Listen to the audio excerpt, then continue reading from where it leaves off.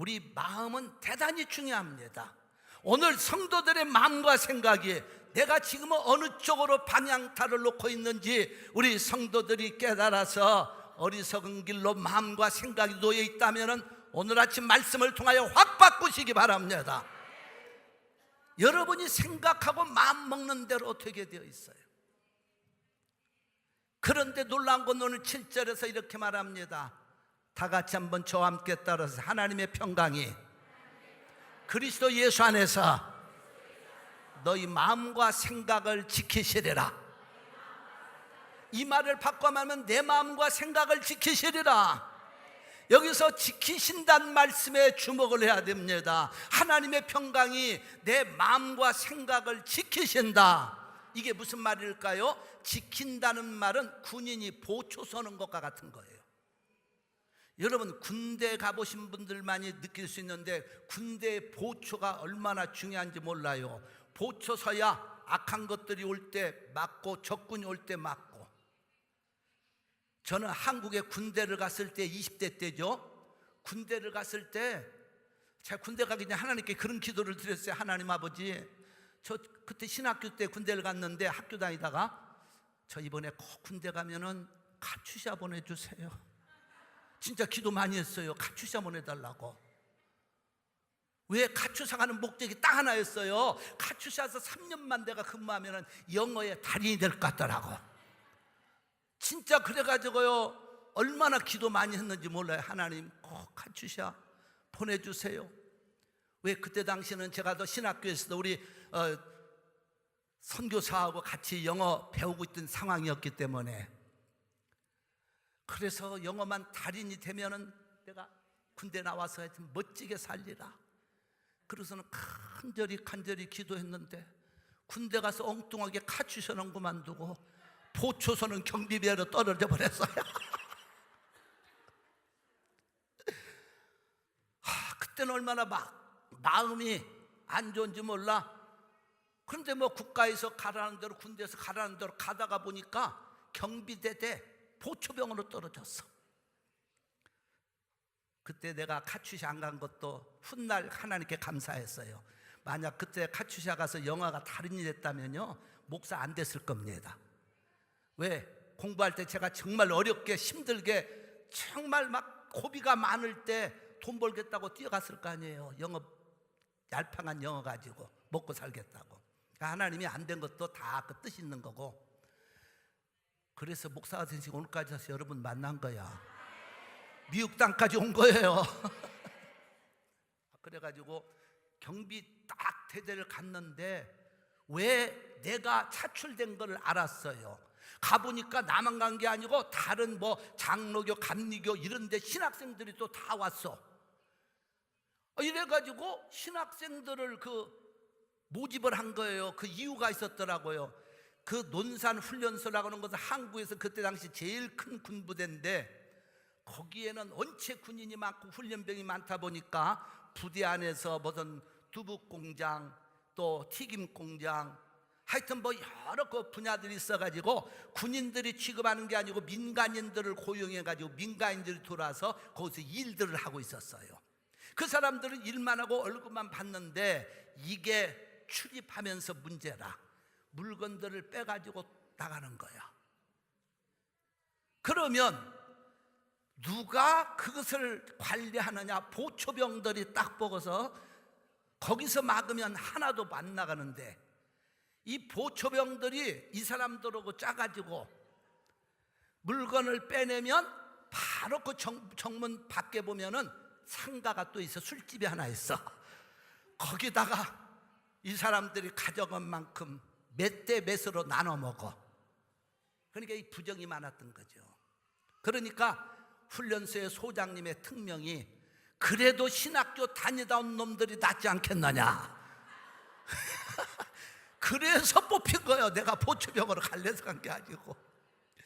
그래도 신학교 다니고 하나님을 아는 사람들이 가야 그 부정의 자리가 좀 지켜질 것이라 해서 그래가지고 가보니까요 진짜 과간이 아니에요. 그래가지고서는 우리의 고참들이 제대할 때까지는 우리 꼼짝 못했어요. 왜?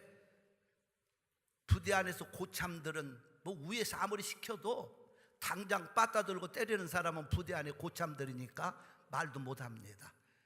근데 우리가 고참되면서 그 부정이 없어졌어요. 우리야 무슨 뭐 술을 먹습니까? 무슨 뭐 부정을 합니까? 담배를 피웁니까? 진짜 깨끗하게 하지요. 그 어떤 때는요, 그 부대에 있던 사람들이 이제 민간인들 나갈 때 쓱 보면 이게 불러왔어. 그래서 탁탁해서 만져보면 이 속에 닭도 나오고 생선도 싸가지고 나오고 아주 재미있었어요. 그 사람들 보면. 그러면 한 번만 봐달라고, 먹고 살기 위해서 그런다고. 참 그런 야리꾸리한 일들이 많이 있었어요. 그러나 이 보초병의 임무는 막는 거예요. 불의한 것을 막는 거예요. 그때 저는 우리 믿는 사람들은, 그래서 우리 신학생들이 이제 수요일날 저녁 예배를 모이거든, 부대 내에서. 그러면 그때 우리는 튀김 공장을 가면은요, 두부 공장 가면 그분들이 우리한테는 아주 우리가 상전이라. 즉 거기 나타나면은 그냥 막 튀김 튀겨준다고 해서 막 이따위 그런 그 푸대에다가 막 한 자루 튀겨주면 그 군인교회 학교 가서 먹이는 거예요. 나는 또 하여튼 그때부터 나는 먹이고 퍼날리는데 선수가 되었어. 그 일은 좀 했지만요, 깨끗하게 참 부대 생활을 할 수가 있었죠. 보초병이 된다. 하나님의 평강에 여러분 마음에 보초를 쓰면 절망이 올 때 안 돼. 근심이 올 때 너, 우울증이 올 때 아니야. 여러분의 마음에 보초를 서시는 분이 하나님의 평강이라는 거예요. 그러니까 절망이 올 때 막아주고, 우울증이 올 때 막아주고, 근심이 올 때 막아주나. 믿으시면 아멘.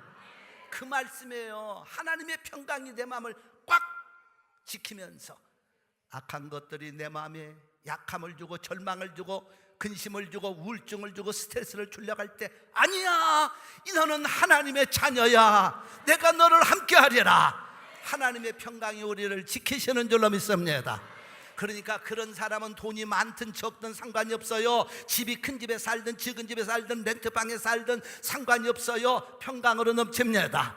복권 사가지고 당첨이 됐든지 안 됐든지 상관이 없어요. 할렐루야. 복던 분이 나한테요, 가끔 성도들이 물어보는 분이 있어요. 목사님, 복권 사도 죄가 됩니까 안 됩니까? 왜 그런 말을 나한테 물어봅니까? 성경에 복권 사란 말도 없고 안 사란 말도 없기 때문에 나는 대답하기 곤란한 질문을 받을 때 그때 할 말이 없어요.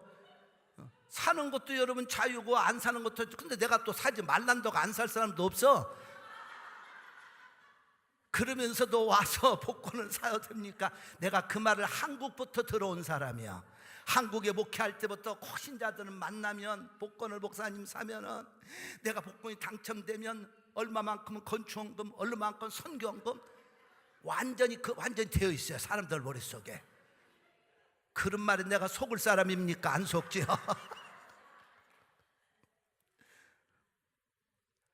복권을 사고는 여러분의 자유예요. 사도 안 사도 하나님의 평강이 내 마음을 쫙 붙들고 있으면 그 사람은 어디 살아도 행복자예요. 만족합니다. 텍사스 살아도 만족하고, 한국 땅에 살아도 만족하고, 아프리카 가서 살아도 만족할 줄로 믿습니다. 그렇게 믿으시면 아멘. 할렐루야. 아멘. 하나님의 평강이 내 마음을 싹 지켜주고 보초서면은요, 마음의 갈증이 뚫어지는 거예요. 그래서 기뻐 뛰며 춤추면서 살 줄로 믿습니다. 여러분, 요한복음 4장의 수가성의 여인이 5번 이혼했다고 그랬어요. 분명히 성경은 말합니다. 5번째고 6번째 남편이라고 말하고 있습니다. 그러면 그 여인만 나쁘다고 우리가 손가락질하나요? 아니에요.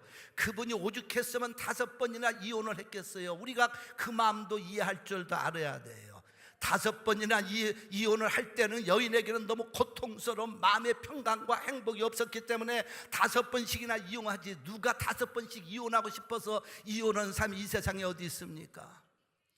예수님이 그 여인을 만났을 때 요한복음 4장 14절에 이렇게 말씀합니다. 내가 주는 물을 먹는 자는 영원히 목마르지 아니하리니 내가 주는 물을 먹는 자는 영원히 목마르지 아니하나니 나의 주는 물은 그 속에서 영생하도록 솟아나는 샘물이 되리라.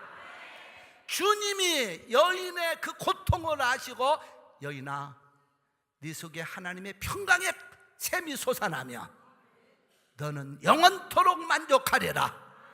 그래서 이 여인이 예수님의 그 말씀을 듣고 그 마음에서 샘솟는 평강이 솟아오르자 지금까지 5번 이혼한 게 문제가 아니야. 그까짓 거 지금 바로 서면 되는 거지. 그리고 그때부터 뛰어다니면서 기쁨으로 예수 전한 줄로 믿습니다.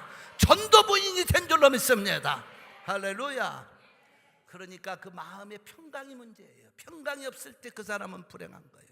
하나님의 평강은 우리에게 보초 쓰는데 첫째로 감사함으로 만족하고 행복하게 사는 은혜를 주십니다. 감사하며 만족하며 행복하게 사는. 여러분 사람은요 세상 것이 있으면 감사하고 만족하고 행복 같아도 세상 것도 여러분 처음에는 좋은 것 같지만 지나다 보면 실증나잖아요. 좋은 차도 사오면 얼마나 좋아. 근데 그것도 오래 못 가. 한 1년 가면은 별로. 집도 마찬가지고 세상의 모든 건 여러분 속에 하나님의 주시는 평강이 넘쳐야 질리지 않는 인생을 살아갑니다. 캘리포니아에 어떤 분은 돈을 많이 벌어가지고요 큰 집에 사는데 방이 7개짜리 그 여자의 개인 차만 3대야. 3차로 좋은 차로. 그런데 이 여인은 맨날 병원에 가서 살아. 무슨 병원? 정신과 병원. 우울증이 걸린 거야. 여러분 돈 많다고 평안한 거 아닙니다. 우울증 치료를 받고 있습니다. 그래서 여러분 대개 귀신 영화가 나오는 드라큘라의 배경은 좋은 집에 별장에 산 위에서 호수가 보이는 곳에 살고 있는 여인이 칼을 입에 물고 피를 줄줄줄줄 흘리면서 그런 여인이 배경이지 어디 렌트방에서 고생하는 여인이 드라큘라의 배경되는 거 봤습니까? 그래서 시편 29편 11절에 하나님은 놀랍게 이런 말씀을 하십니다. 여호와께서 자기 백성에게 힘을 주시며 평강의 복을 주시리로다. 평강을 복이라고 말하고 있어요. 하나님은 여러분과 나에게 평강의 복을 주십니다. 그래서 그 평강을 받은 사람은 어느 곳에 있든지 늘 마음이 평안다. 하나님의 주시는 평강이 넘치면은 우리 마음에 보초를 쏘고 계시면 그 평강은 우리를 만족하게 만듭니다. 감사로 인도합니다. 행복하게 인도합니다. 두 번째로 우리 속에 새 힘을 주십니다. 절망적인 문제들, 좌절할 수 없는 상황들이 나를 덮칠 때 하나님의 평강의 보초가 우리를 막아주시면 내 속에서 샘솟는 기쁨. 저는요 지금도 너무 생생하고 지금도 하나님 앞에 느끼는 것은 제가 어릴 때 섬에서 자랐잖아요. 뭐 다 아는 사실들이니까. 그때가 나이가 벌써 15세 미만 이쪽 저쪽 됩니다. 가난함, 배고픔, 고통 보이는 건 깊은 서해 바다밖에 안 보이는 그런 절망 속에서요 하나님께 기도하면 내 마음속에 기쁨이 오는데 하나님이 나를 막 평강을 주시는데 그런 평강은 지금 내가 목사가 되어서는 그렇게 많이 못 느끼는 것 같아요. 너무 어렵고 힘들 때 배고픔이 막 엄습해 올 때 하나님 앞에 기도하면 내 마음속에 막 평강이 강물처럼 임하는데 힘을 주세요. 그래서 힘을 가지고 일어서서 나와보면 여전히 환경은 똑같아. 여러분 여기서 하나님의 놀라운 역사가 있는 거예요. 똑같은 환경, 똑같은 상황 바라보는 건 그것뿐이지만 마음의 평강으로 기쁨이 샘솟을 때 하나님이 나를 반드시 도와주시리라, 인도하시리라, 이 자신감으로 차는 거예요. 그 평강의 힘이 나를 목사로 만들었습니다. 할렐루야. 섬 사람이 변해서 하늘나라 일꾼으로 삼으신 거예요. 그 마음의 평강과 기쁨은 지금도 제가 잊을 수 없는 영적 경험이에요. 그 평강을 가지고 목회를 했더니 하나님이 가는 곳마다 도와주시고, 이곳에 오셔서 세 번째로 평강을 가지고 목회할 때요, 사실은요, 우리가 지금 우리 교회가 19년, 여기서 개척한 지 19년 6개월인가 7개월인가, 내년 3월에 가면 20주년입니다. 처음에 왔을 때에도요, 사실은 힘이 든 건 제 마음속에 똑같았어요. 누가 사람이 있습니까? 교회가 있습니까? 거기 교회 성전이 있습니까? 나는 이곳에 교회가 몇 개인지도 모르고 사람이 얼마 사는지도 모르고 하나님 뜻이라고 믿고 그냥 그러고 온 거예요. 어떻게 보면 참 멍청한 사람이에요. 근데 멍청한 걸 들어 하나님은 지혜로운 자를 부끄럽게 하시는. 저 집사람은 우리 딸 데리고 내려서 개척을 했는데 그야말로 초라하고 지금 생각해 보니까 초라한 것 같아. 그때는 초라한 줄 몰랐어. 왜? 내 마음속에는 자신감만 있었어요. 정말입니다. 기도하면은요, 내 마음속에 자신감이 생기는데 내가 이 땅을 정복하리라, 이런 자신감과 담대함이 제 마음속에 하나님이 주시는 거예요. 근데 나와서 쳐다보면 여전히 교회들은 막 다 지금 여기 있는 교회들 다 그런 교회들 아니, 그때 당시나 지금이나 똑같아. 그때 교회들은 다 있고 막 어느 교회는 몇백 명 모이네, 몇백 모이네 뭐 그러는데, 그거 쳐다보면 내가 기가 막히고 좌절할 수밖에 없어요. 그런데 기도하면 내 마음속에 평강이 오는데 자신감이 생겨요. 하나님이 나와 함께 하시면 이 땅을 내가 정복하리라, 이런 자신감과 담대함이 있으니까 부끄러운 줄 모르고 했더니 오늘날 이 땅에서 지스리 성결교회가 가장 우뚝 선 줄로 믿습니다. 여기서 우리 교회를 내가 칭찬하면 맨날 목사님은 자기 교회 칭찬할 것 같아서, 우리 교회를 따라할 교회가 어디 있습니까? 이건 자신감이 아니라 하나님이 주신 거예요. 할렐루야. 그래서 예수님 요한복음 14장 27절에 평안을 너희에게 주노니 나의 평안을 너희에게 주노라. 내가 너희에게 주는 것은 세상이 주는 것 같지 아니하니 마음에 근심하지도 말고 두려워하지도 말라. 그러니까 하나님의 평강이 임하면요, 근심과 두려움 같은 것이 올 때 앞에서 보초 서가지고 딱 막아주니까 근심과 걱정과 두려움은 물러가고 하나님의 능력을 바라보고 자신감이 생기는 줄로 믿습니다.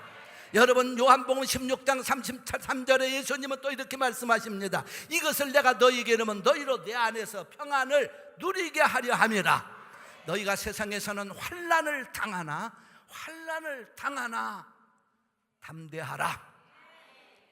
담대하라. 내가 세상을 이겼노라 하시니라. 하나님의 평강이 있으면 여러분이 담대함으로 세상을 이겨.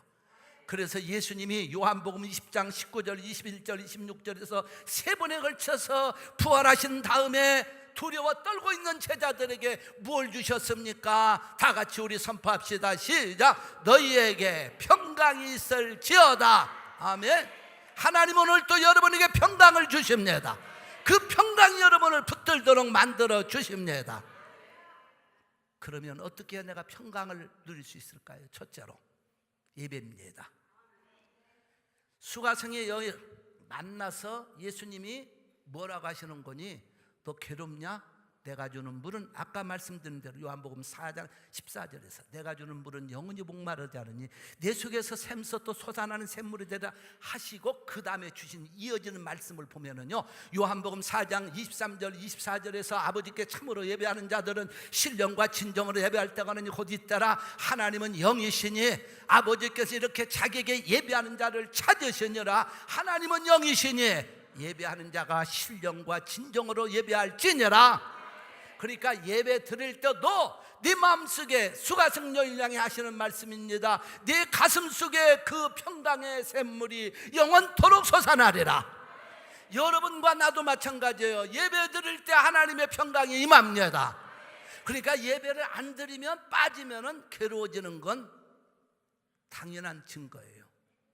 여러분, 주일 성수 안 하고 나니까 마음이 편한 데가 있던가요? 없던가요? 하긴 우리 성도들 한 번도 빠진 적이 없으니까. 할렐루야. 예배 드릴 때 평강, 두 번째, 찬양할 때 평강이 와.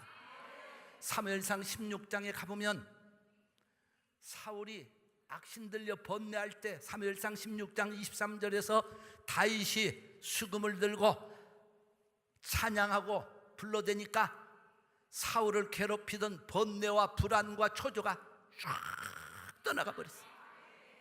그러니까 성도들은요, 찬양을 가까이 해야 돼. 그래서 우리가 예배를 시작할 때 찬양, 우리 성가대의 찬양은 대단히 중요한 거야. 찬양할 때 내 마음속에 악한 것들이 올라가다가 떠나가. 왜? 평강이 임하니까. 평강의 보초가 지금 나타나니까. 여러분, 찬양 시간 놓치지 않기를 바랍니다. 무슨 예배든 찬양을 가까이 하시기를 축원합니다.